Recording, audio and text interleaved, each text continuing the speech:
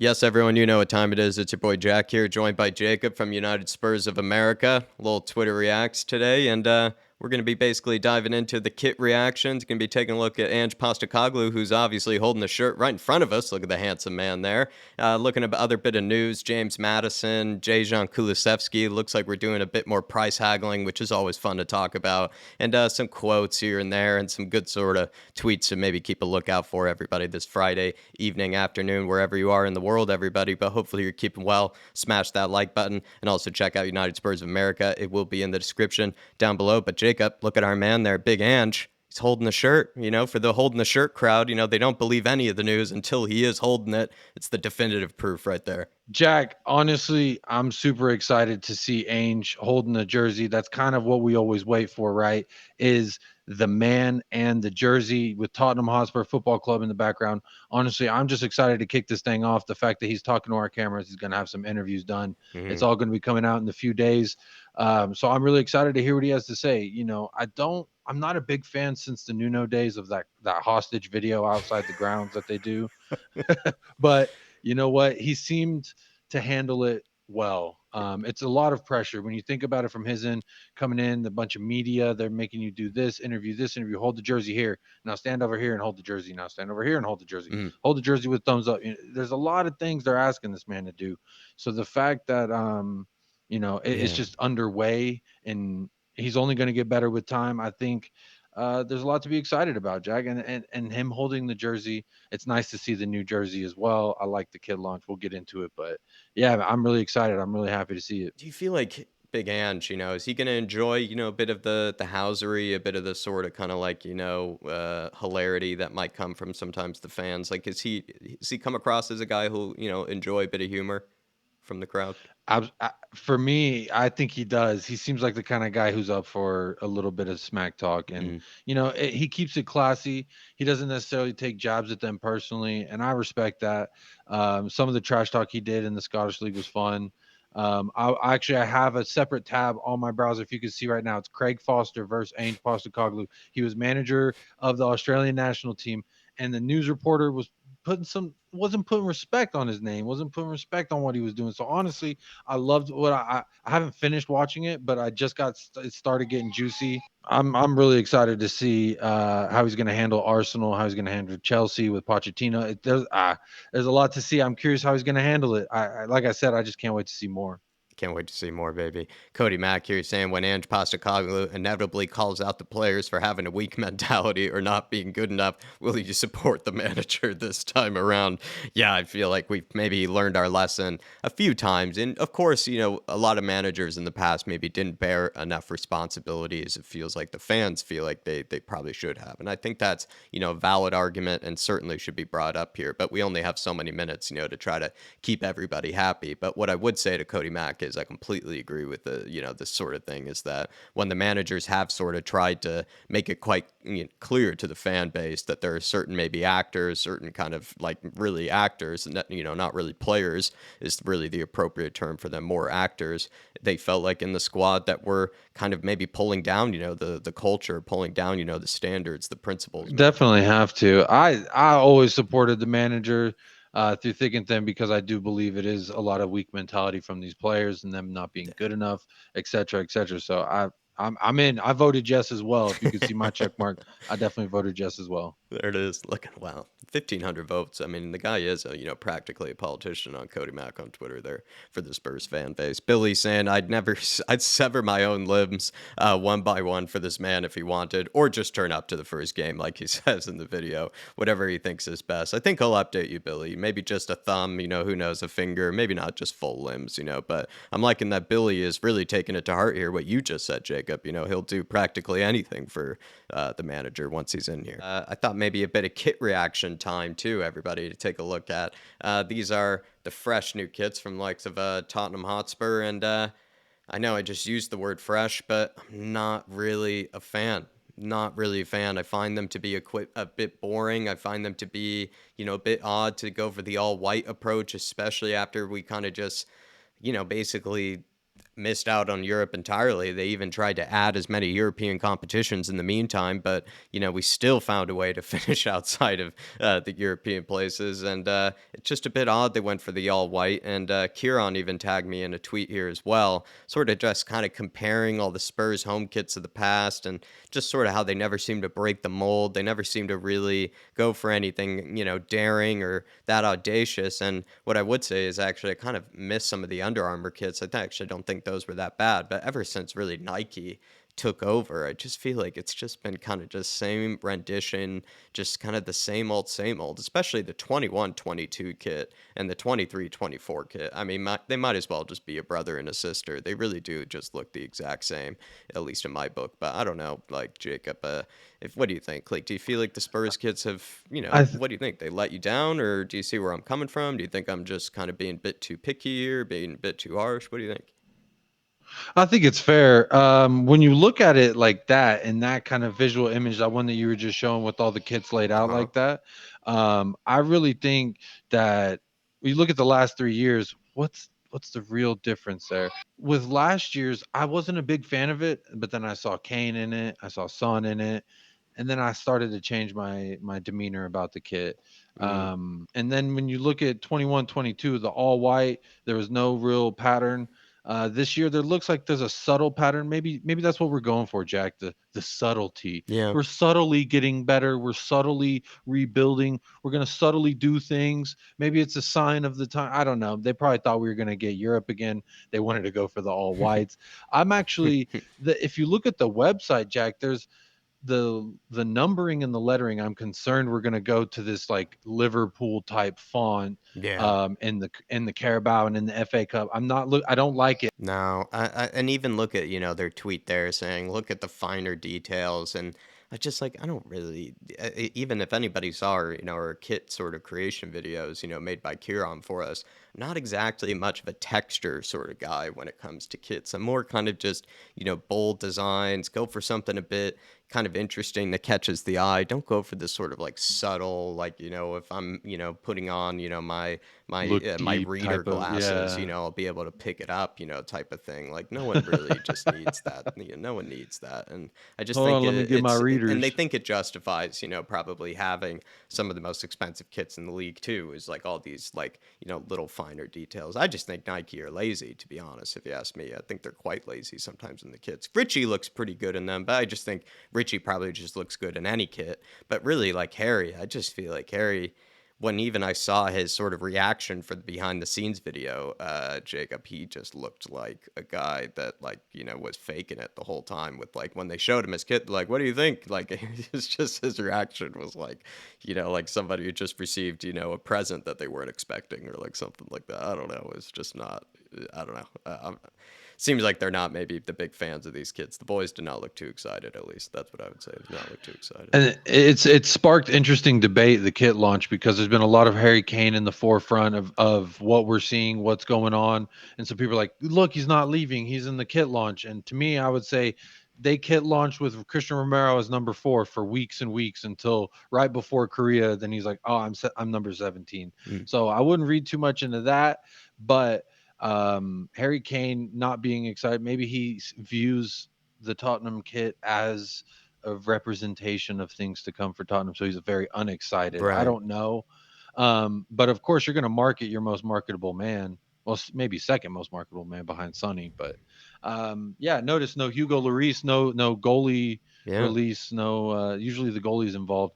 I don't know. I like they do a good job marketing wise. If you watch the video, the all white, the Yeah. dripping white, the aesthetics, the cinematography of it is very nice. As a video person myself, I'm very partial to that. So I enjoyed. They usually win me over with stuff like that. I thought they did a good job a few years back with the away kit, the Galaxy one with the like kind of smeared paint colors. I thought they did a good job marketing that kit as well, and they're doing it here. They did it last year with the third kit. I thought they marketed that one well. They're marketing these well, but I'm not going to spend $120 for it. I'll tell you that much, Jack. I'll be honest. I just wanted to read aloud maybe a certain Ange quote that was kind of in the mix of all that, good kit stuff. And he says here, I can assure you that right through my preseason, we won't leave any stone unturned, myself, the staff, the players, to make sure that when the league comes around, you will be all excited as I am about the season ahead. I feel like Ange Postecoglou comes across as a guy that is sort of a believer in at least the hard work beats talent, kind of motto every day. Because I think his whole coaching career sort of, to a degree, maybe suggests that he kind of had to work from what you would say is kind of the very bottom of really the pyramid. And now he's finding himself with potentially the biggest job of his career. And also in a moment in time where Spurs are practically just looking for any type of direction. They have so many things that need to be fixed. And he looks like, by maybe that's just, again, me just trying to do a little bit of Ange PR here, making up for when I give him the big red X. But I feel like he is, a guy that at least, is going to just look at every single facet of what maybe went wrong last season. Maybe he's on the plane rides, during his vacation, when he's on the beach, he's watching back every game, how things went wrong. I just feel like he's a guy that already is going into this job knowing like what he wants, what he will be doing, and yeah, he's gonna be a perfectionist. Want to get your thoughts here, Jacob, on any of these sort of Ange quotes or even the interview in general? What are your thoughts? When I see these interviews, Jack, there's verbiage that's going to be used with the club that he uses, that they've come to an agreement on, kind of like a terms of this is what the expectations are, to embody the value and the traditions of the club, to get back to our roots, to do these things, these power words and phrases that you're going Yeah. to hear from Ainge in these coming interviews. Jack, I'm somewhere trying to balance if he's this guy at the party, right? That's getting you hyped up, that's getting you amped up, and I can get aboard the Ange train, right? He's doing keg stands. He's Ange, Ange, Ange. We're all shouting his name, and I'm for it. But I can the can get man on the on board keg with stand that. lead you to water, right? It's that sort of That's thing, what though. I'm wondering. Can you rely on the man who's doing that insane keg stand? Can you rely on him tomorrow morning to pick up breakfast burritos? Exactly. I think he can be, but it still does remain to be seen. I don't even know if you can get better than that, ladies and gentlemen, on sort of a metaphor. And hopefully, Ange can do the keg stand, but also be delivering the breakfast burritos in the morning. Come on, Everybody, head Ange. on over to I United Spurs of believe. America. Who doesn't love metaphors like that? People, head on over. Just wanted to maybe brush up on a bit of news here as well, kind of here, Jacob, and maybe we'll do the James Madison bit from Fabrizio Romano. Tottenham, Newcastle are into the race to sign James Madison. He's set to leave Leicester. Negotiations will take place soon. Postecoglou asked for Madison, but Newcastle are working on this deal since last summer. Bit of news also that I believe James Madison might prefer a move to London, but then also he might prefer a bit of Champions League, let's be fair, too. So it's just kind of, where does he really want to go? Does he want to be playing at the highest level, be playing for a club that obviously knows what they're doing, which is Newcastle right now? Or does he enjoy a bit of the nightlife, a bit of the comfort, and just maybe fancies his sort of career to be more London based, which is totally fine. And I'm not questioning his motivations or anything. And maybe he just might see playing at Spurs as more of a club that he just feels like is his fit. But any thoughts on the James Madison, sort of bit?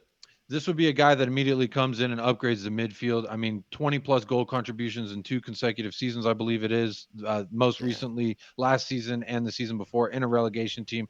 That's impressive. I mean, we're talking about Harry Kane scoring 30 goals for a team that's of Tottenham that's not that great. He's putting in 20 plus goal contribution for a side that eventually gets relegated. I think he's an immense talent. He would upgrade the midfield immediately, but I would also listen to the argument that maybe we don't know yet who can be creative in our midfield that we might have already. There's other glaring holes that need to be addressed. So before I get all moisturized about Madison, I got to see something about this center back before. But Mm, I would yeah, I welcome agree. it. 40, 50 for a guy who's putting in 20 plus goal contributions. That's a good return. If we're talking 25, 35 for Kulusevski, who didn't really give us much on return last season. Yeah, can we get some Salisu rumors? Can we get some Bella Kotchap rumors? Can we get some Max Kilman rumors? Can we get some Edmund Tapsoba. Tapsoba rumors? Spot on, my friend. Everybody wants Evan Ndika as well.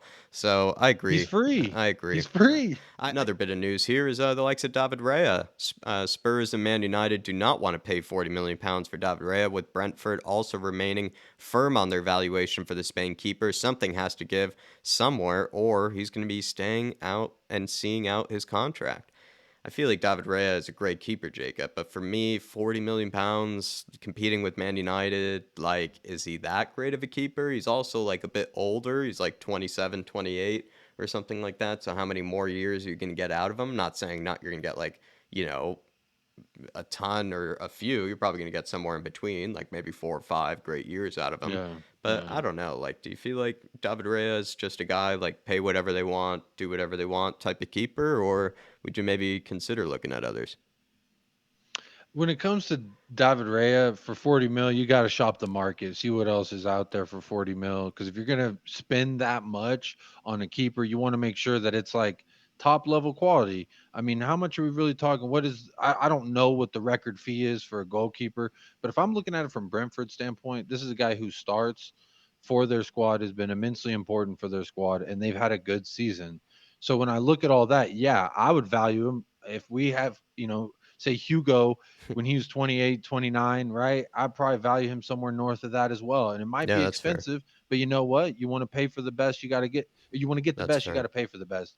And so I'm not mad at Brentford for asking 40 mil, but if I'm looking at it as I want a goalkeeper and I'm going to drop upwards of 40 mil, well, who else is out there? Because David Raya, he's not this sweeper keeper. He's not this Ederson type that we're looking for, right? We No. want someone who can play really well with the ball at his feet. And Hugo Lloris hasn't given us that as of late.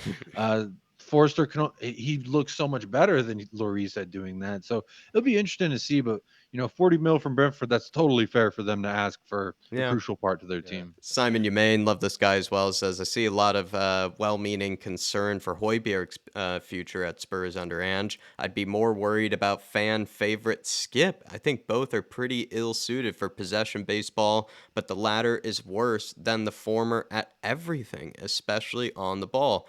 David has said this recently on watch alongs. I know the likes of Paul Markey has said this plenty of times on our show, Jacob. They do feel like Skip is maybe given a bit of an easy time when it comes to his actual technical ability. Like, they do feel like he gets, caught a bit lacking. He loses it a lot, doesn't really have the best sort of passing range, doesn't really pick out too many great passes. And when he even kind of gets into the final third, I think Sean said this once, he looks like he's getting altitude sickness when he's going up, to the final third as well. Do you feel like Skippy, I don't know, does he need another loan, or are you a big Skippy fan and this is all nonsense?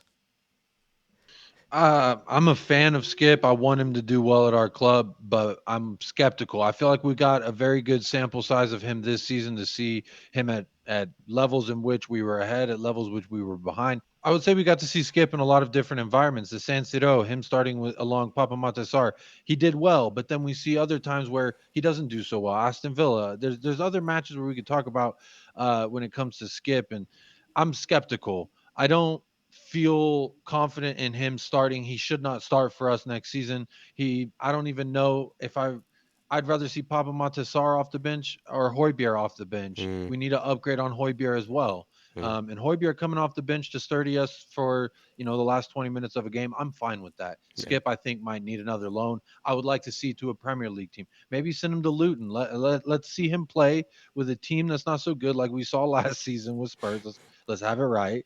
But let's see what he could do. Maybe he can grow. I'm not sold that Skip is done. He's a washed footballer by any means.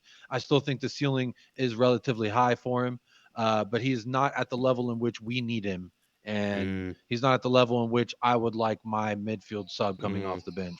And the way Basuma just ran the midfield, I think, just on his own the last couple of games, too, also kind of solidified for me, too, that no, and also it was a big wake up call for Højbjerg. Don't get me wrong, too, the way that, Basuma was playing. But I just feel like that showed the fact that Skippy didn't even feel like partner Basuma, I think, all that well. I think it was just Basuma kind of just doing his thing, just kind of just running the show, Mm-hmm. really himself. And Silky. yeah, and So like I said, he could silky. show he could be like a one-man midfield at certain Maybe moments. he could play that forward eight though, Jack, in that James Madison type role to where we don't need James Madison because maybe Basuma could play. I like the position that he played for Brighton. That's that eight that was forward and back, a box to box. I enjoyed that from his. That's what he was great at, and I think when we get him back to that, he can do that. So I wouldn't be. I mean, I wouldn't be upset if Basuma was asked to play a more forward role, and maybe we get someone else in and they could play more of that defensive role. I don't know. Yeah. Everybody, I think we'll leave it there. Hit that like button, please, and please check out Jacob's channel, United Spurs of America. Jacob, can you give us a bit of a plug, please, for your channel? What can they find over there? Absolutely. At United Spurs of America on YouTube. Myself and Michael doing our thing there. Michael's actually split me on the Kulusevski thing. He thinks it's a done deal. You have to do it. No questions asked. So we like to share our opinions. We're sometimes split, sometimes agree, but United Spurs of America on YouTube, at U Spurs of A on Twitter. Yeah, that's where you can find us. So please do come over, say hello, like, and subscribe. Hopefully, you can see me some more over here on the Irish Hotspur because always a pleasure to be here, Jack. And thank you so much for having me. No problem, my friend.